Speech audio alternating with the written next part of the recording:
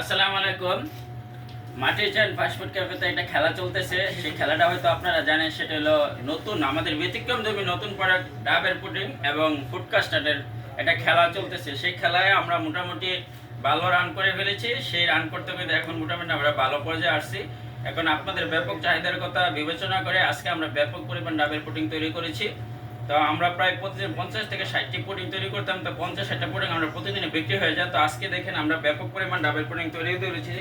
এই এখানে দেখেন এক টেবিল ডাবের প্রায় এক টেবিল উপরে আমরা বিছিয়ে রাখছি ডাবের পুডিং, এবং আরো পুডিং আছে আপনারা দেখতে পাবেন।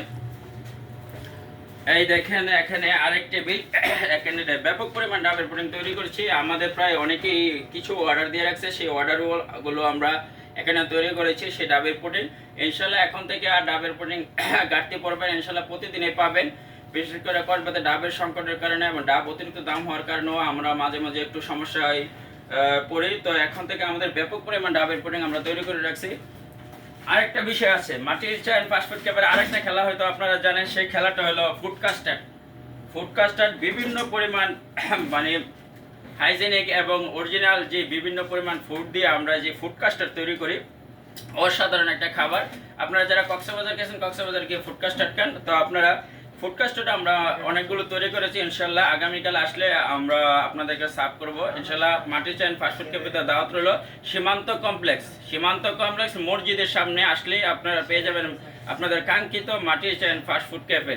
এবং পাশাপাশি আমার যে ফেসবুক পেজ গরিবের জাহিদ স্যার এবং জাহিদুল ইসলাম, এটি দুইটা ফেসবুক পেজে আমাদের পেয়ে যাবেন, অথবা মাটির চাইন ফাস্টফুড ক্যাফে ফেসবুক পেজে পেয়ে যাবেন আমাদের সকল ধরনের পণ্যের সমাহার।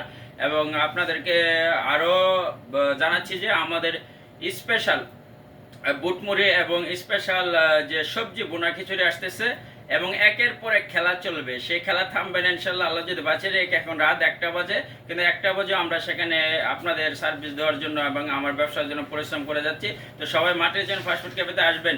আসসালামু আলাইকুম।